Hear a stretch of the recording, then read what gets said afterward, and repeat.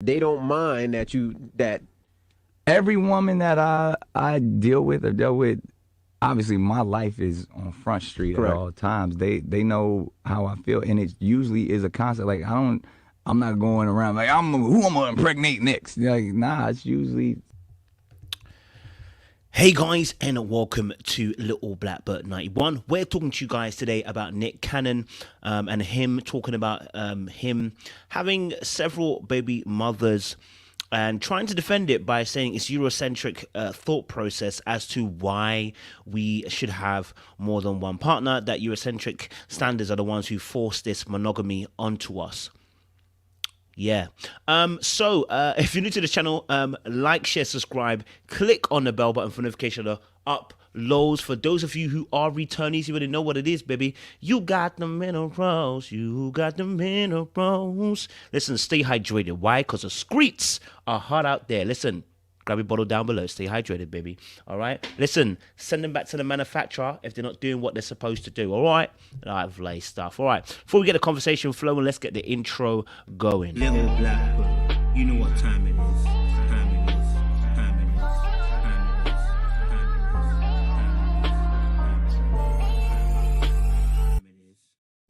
Beautiful stuff, beautiful stuff. So, we're gonna watch this clip and we're gonna break it down from the very beginning. But let me give you a quick synopsis because I actually watched the whole interview. I had to go and watch the whole hour, and I said I don't want to take anything that he says out of context. I want to make it very, very clear. I think I'm starting to hear this conversation a lot now, where we start hearing stuff like, "Oh, it's Eurocentric." Even in the Bible, they had more than one partner, etc. Yada yada yada yada yada. What everybody keeps missing, this is from men specifically. What these men keep missing is that as much as you can spread your seed far wide, and as much as we see this even in the Bible, right? Because we see Abraham having one wife, and because he couldn't have a child, then his wife instituted, go and take Hagar, and we know how that ends.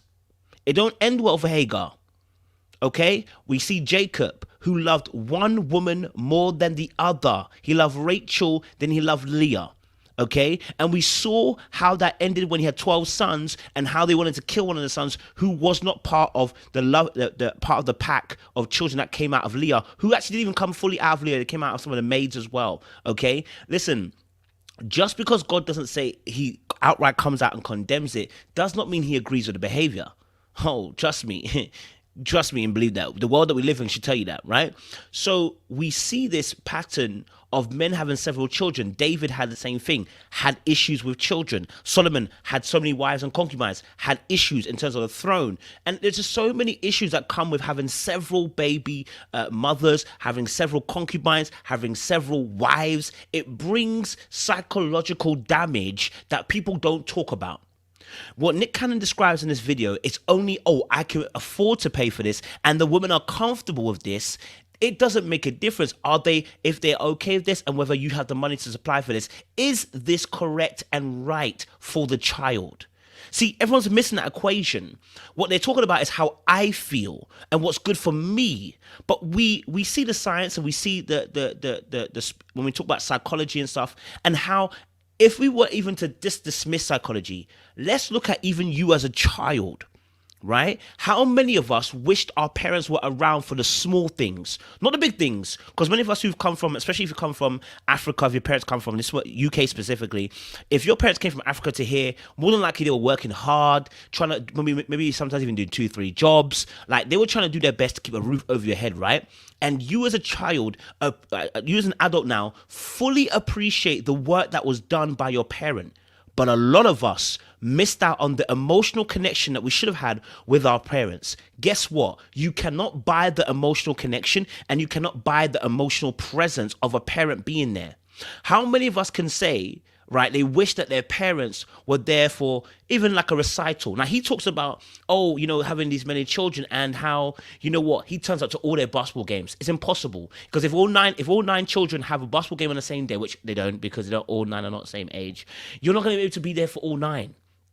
Okay, you're not going to be able to do that. Now, even if you have 9 children with one woman, he won't be able to be there possibly all the time for all 9 children, let alone 9 different households where you're on different locations and cities. And then I'm going to have to put, before we go into the video, and then I'm going to have to put blame on these women too, right? They're broken, Because I'm sorry, anybody who chooses to have children intentionally, knowing that the father cannot be emotionally present, physically present all the time, due to the fact they have many other wives and children elsewhere dotted around, plus they've got to obviously work and make money as well, and chooses to have a baby by me, be a millionaire kind of child, they are causing detriment to that child before the child's even born. Because it's not about you. If you wanted children that bad, go and adopt. But you don't. You want to have children with another man and create another child who doesn't have the emotional presence and the physical presence of that father as much as he should have. Right? And that's the truest nature of it. This argument of if I can afford it, then it's okay, does not make sense. Because many of us who are parents were there, listen, it don't matter how many PS4s or PS5s they bought, how many sexy night tops they bought for you, how many trainers they bought for you. Every child knows when their parent wasn't there emotionally, wasn't there physically as much as they needed them, how much independence it caused in that child. Oh, I just spat there. You see that? Everybody knows, and those who have great parents who have been there emotionally and physically for that child know the blessings and feel secure in their attachment. We talk about attachment styles all the time. And this is part of it. Right? So why are we trying to put ourselves intentionally in a space where the father isn't going to be as present with that child? Why? Women, why are you allowing yourself to be there? That is a level of selfishness that you want to have a child because it's you. You want to have a child for yourself. I have to call out the women too, right? But I'm talking about Nick specifically. You're having this kid by Nick, unless he's lying to you, you're intentionally choosing to be in a deficit. Children need both parents. I'm sorry to admit this. I know you don't like it. Children need both parents. If both parents are healthy, that child, okay, is better off for it. Okay? If both parents are healthy. Now, obviously, we know we're in a society where single mothers are doing a great job. There are single fathers doing a great job, right? But that's not choice. That is not your original choice. But if you're choosing now to put a child in a space where they don't have a mother and a father, we are creating dysfunction before it's even begun. We're choosing dysfunction before it's even begun. Do not use the Bible as an example, looking at Old Testament, as a way of dealing with emotional issues. The Bible doesn't deal with emotional issues. It talks about how Christ came into lineage. I find it so annoying when people try to use the Bible and the Old Testament as a way to prove their point. You don't even know what the story is really about. What's the context? Bring me the proper context. Why does it tell a story about Abraham and not another brother down the road? Because it's about Jesus. So if you're going to do that, make sure you're going to bring it for its correct context. Why is it telling us about Joseph? Because it's about Jesus. Why is it telling us about Obadiah? It's about Jesus. Why is it talking about, why do we have a whole book called Lamentations? It's about Jesus. Why do we have a whole book called Micaiah? Is it Micaiah? Micaiah. It's about Jesus. Right? Everything we're seeing in the book, it is about Jesus. So do not try to use it as a way of disqualifying the emotional needs of a child by saying, well, other men in the Bible, look, they weren't monogamous. And we saw how that ended. Why don't you tell the rest of the story? I find it so frustrating when I hear these things, right? People using the Bible to justify their crappy reasons as to why they want to move mad. Move mad. Don't use the Bible. Get your own book to use it. The same book that you're trying to use to excuse your moving mad is the same book you're also denying. Deep what you're saying. The same book you're saying you don't believe in, but you wanna use it as a foundation to prove your point. But let's watch the video. I done ranting a little bit. Do you know what I mean? You got so many too. I got 5 and 1 on the way, so I'm gonna have 6, but I'm stopping it. Really? I'm stop. Are you sure? Is it the beauty of fatherhood, man? When you really talk about like the essence of living in as a father too, man. I want to pause it there because the very first thing he talked about, the context of this part of this video, if you haven't watched the whole thing, is that just Nick is saying Charlemagne and what's his name? I always forget. DJ Envy. I've just said to him, obviously, look, you got so many baby mothers and stuff like that, and Nick kind of goes, oh, but you got so many children too. The two are not the same. DJ Envy has one wife, many children. You are spreading your seed around different mothers, okay? All right? Not even wives, mothers. Not even wives, mothers, okay? right? Women that you are having a great and this is another thing, and I probably jumping ahead of the gun as well. What's really interesting is when I watch videos and listen to what people say, when you hear people talk, you let them contradict themselves and hang themselves, right? So what Nick Cannon says is, I have so many great quality interactions with people, right? And he's talking about women specifically. I have great quality interactions with people to a point that we can get to where we can get to a point we can even have children. Fantastic. But in the same breath, you say later on, I've not, it's hard for me because obviously I've not had a woman that I've known since I was 15 that has my back as to why you're not being monogamous and having that one woman that supports you and loves you from the very jump. But you're having great relationships with these women, so why couldn't one of them become your wife? Since you're having such quality relationships, and that's the truth, you're not having quality relationships. What you're having is quality relationships within a particular department of the relationship. Yeah? So, for instance, I tell you this, guys, all the time. There's an emotional deficiency in part of me, right? I've got a lot of independence. So when some people get around me, right, the first day you meet me, I'm amazing, bro. Listen, whatever you need, I'm going to be there. But if you're asking me to sustain a relationship with you, I might not be able to do it, right? But whenever you need me in an emergency, call me, I'm around. So someone might say he's great, but other people might say no, he's not, because I want that consistent emotional consistency with him. I don't have it. So when I'm saying quality, what does quality mean here for you? Because if they're quality, they should be able to be quality enough to become your wife, right? And become somebody who can support you emotionally, love you, care for you. But they're not. They're only quality to have children with and sex with. That is not quality. That is not quality. Right? If that is a part of quality, but it's not the full quantitative that you're trying to attain. So you're only having quality in one particular department: sex and children. I've learned so much just from my children, man. Mm-hmm. And it's so amazing. And I really just love being around my kids and just that youthful energy. It feels like you get to relive every time. And All the time. I love that. And I think because, I've been through so much in my life, physically, mentally, and spiritually, like the best place that I find is the time that I spend with my kids and the energy, and to get as much of that as possible, to pass on, all that I've lived into something else. That's why I do it, man. It's not the number of kids, though. I guess people question the different baby mothers. That's what it is. I want you to pay attention to this. Charlamagne's brought up a great point here. No one's questioning if you have one woman, many children, because we understand that's something that you two have both agreed to, and obviously he definitely has the financial means to do this. Now, what we're talking about and discussing here is like I said, it's not that you're having many children. It's the fact you have many children with different women. And the women who are going to, and that's why I said to you that women have to accountability, the women are going to pretend and say that it's fine, I'm okay, because what, you get money from him and I can raise a child. That's the arrogance speaking right there.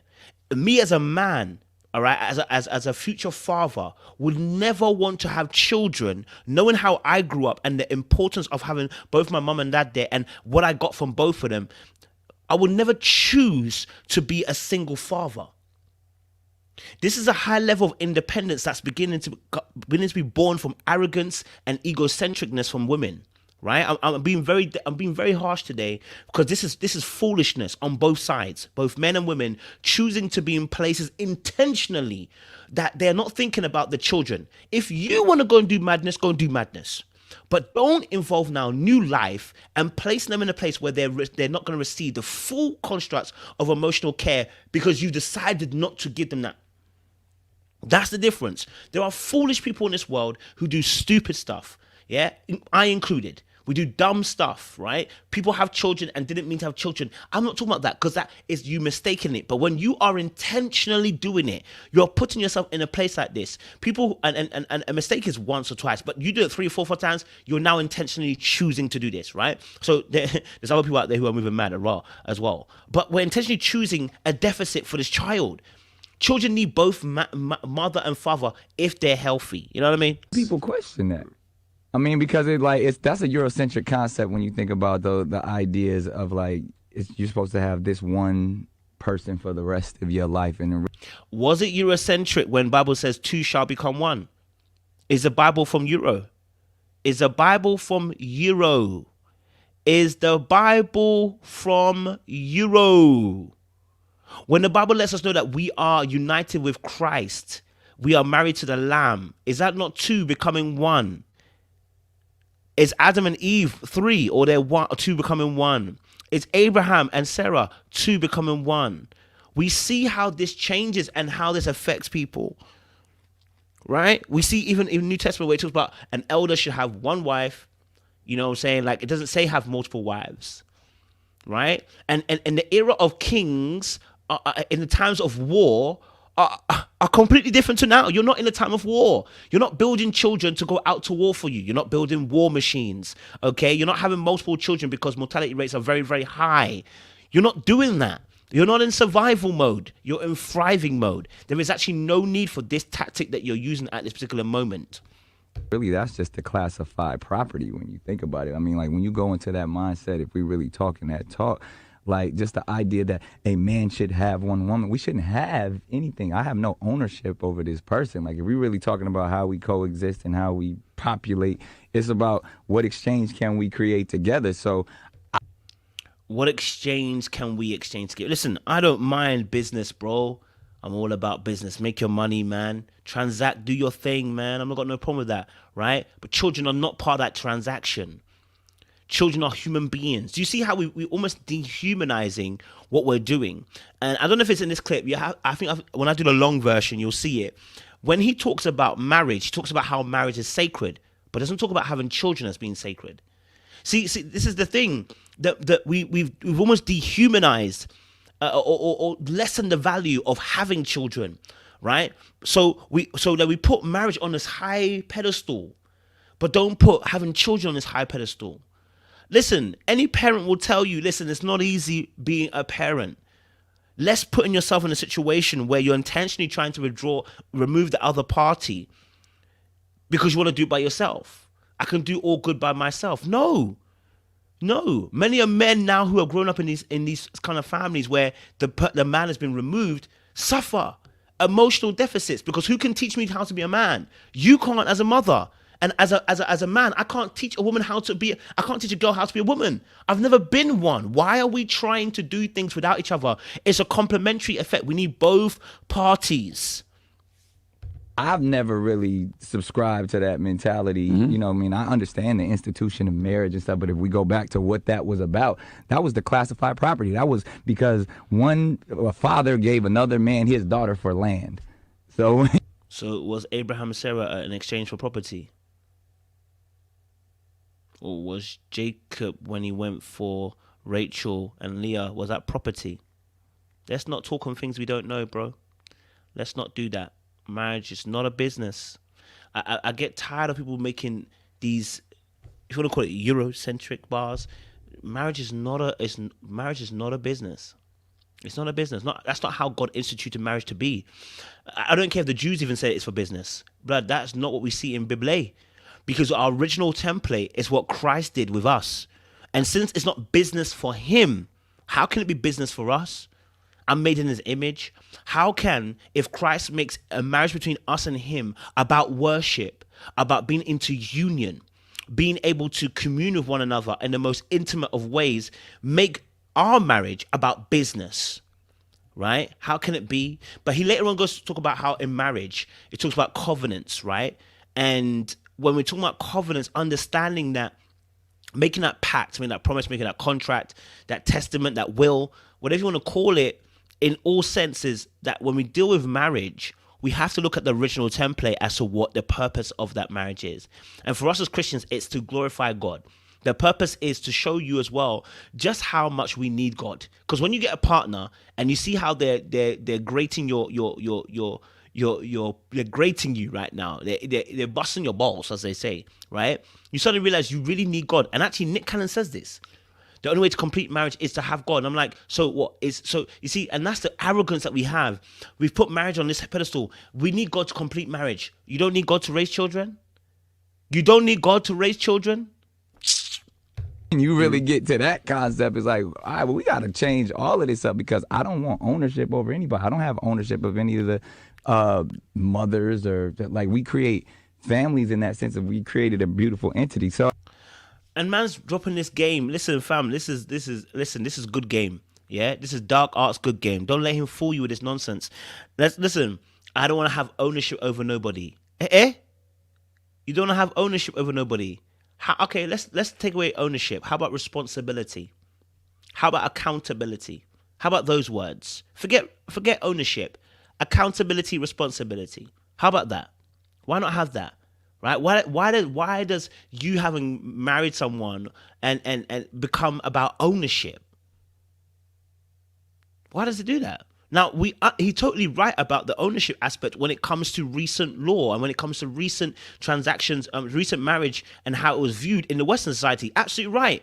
Yes, he's absolutely right. Yes, that would be some of the ways that they would use marriage was as a business and as a transaction. But that's not the original intent. So why are you going? See, why are you trying to go and say I don't believe in Eurocentric, but not go into the original reason as to why we get married? Why not do that? But instead, you want to stick with the Westernized society's way of or Western history when it comes to that, right? Even a woman taking your name, part of that also was part of the. If you read the history, you realize part of this is about women not being able to hold property in their name and stuff like that. So it's just mad. Like, you know, I get into it because I don't, you know, those are the concepts that a lot of people, because we're so indoctrinated into it, be like, we have to have it this way. I'm not, you know, I don't subscribe to that. I actually think women are blessing us. Those women and all women are the ones that open themselves up to say, I would like to allow this man in my world and I will birth this child. So it ain't my decision. I'm fine. And this is where I'm talking about the women need to take responsibility. You know, he's not going to be able to be there as much as he needs to be because of his position right now. But your take, and that's honestly real stuff. Your desire to have a child, and the fact that he has the means financially to support you to do so, is the selfishness I'm talking about. Why are we choosing to be in these situations? I've had this conversation with people on the ground about this as well. This kind of new thought of women thinking that they can have children without men. I'm sorry, don't even think about it. It's absolute selfishness. I'm being real with you, and I don't often say this often. You know what I mean? I keep my things pretty calm. But any man or woman choosing that, and I'll say it again for the third time on this video, any man or woman choosing intentionally to rob a child of having the opportunity to have both parents present in raising that child is moving mad. Are there problems with our society right now? Yes. Do parents go singly and raise children? Yes. But is that the ideal? No. No. Children need both parties. We see how broken homes contribute towards a broken society. Let's not play this game. Let's not play dumb. It's real. Yeah? Following suit. So So women I respect that game you running on them ladies. Wow, Nick, that's what you. And see, even Charlemagne's comment right there tells you everything you need to know about the ludicrousness of the comments of Nick Cannon. He's like, is that the game that you run on these women? Because that is exactly what he's running. Game. Now, Nick Cannon might truly believe this, but it's game. It's game because you've got women to believe that they can become baby carriers and incubators for these children, raise these children without you being fully present. Intentionally. But the Bible lets us know, listen, you know, don't ever say the devil tempted you. Don't ever say Nick Cannon is the one that tempted you. You are free to make a choice here. And the desire within yourself is what's caused you to choose this particular fate with Nick Cannon. That's the dream you selling? Wow. So the women that they're the ones that are making the choice. So the women you have in a relationship with, they don't mind that Every woman that I deal with or dealt with, obviously my life is on Front Street Correct. at all times. They know how I feel, and it usually is a concept. Like I'm not going around like who I'm gonna impregnate next. Like, nah, it's usually scenarios and like that's the thing. People say certain things in the public, but when you really look at how a family infrastructure is designed, the woman is the one that always leads and makes the decision. I agree wholeheartedly. I say that all the time. I say that we had to do some real societal brainwashing to make people believe that men were the actual leaders. No, and I partly agree with that. You know, look, I believe that women lead the home more often than not because a lot of the decisions that they make concern the home and how they nurture and care for it. As a man, you're supposed to lead your family.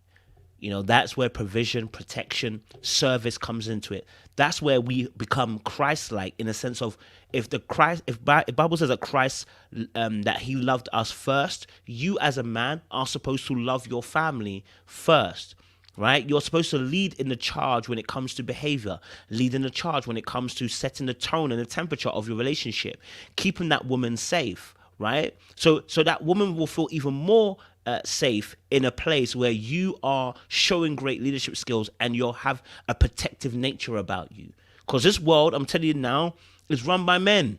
And if they want it, they'll take it. Therefore, another man is needed in order to step in the gap, right? Because when it comes down to straight physicalness, it's going to be a problem. Men are going to take what they want, and they have done for centuries.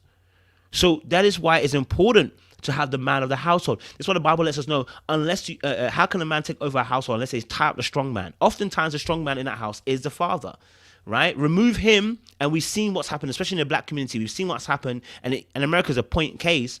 What happens when you have an epidemic of black men being locked up, doing drugs, in the street life, you know, being killed? You see what happens to young kids growing up without fathers. Trauma happens. Where do they learn how to be a man if their very father, who is meant to be that man, isn't around? Now, as much as he may say it, you can't get round to all 9 cities. Your name is not Flash. And even if you could be at 9 different locations quickly and speedily, sorry about that, you know? So it's important when we're discussing this issue, we understand the nature of what I'm saying about Nick Cannon. I've got no problems with him, but his ideology has got to go. It's from the ghetto. It's from the depths of hell, and the bar really is in the seventh hell position, blood. You know what I'm saying? It's in hell right now, the bar. Okay, if we start having this mindset that we can have multiple mothers who are pregnant by one man, and think there is no emotional deficiency that will happen to these children growing up in a household where they're not getting enough physical and emotional connection with the father, who thinks he has enough time in the day to do this. You don't. And that's the truth. Yeah? We appreciate you guys. Let us know your thoughts down below. Maybe you disagree with what I'm saying. Comment down below. Let us know your thoughts, and we'll discuss down below. Appreciate you guys. Little black girl, you know what time it is.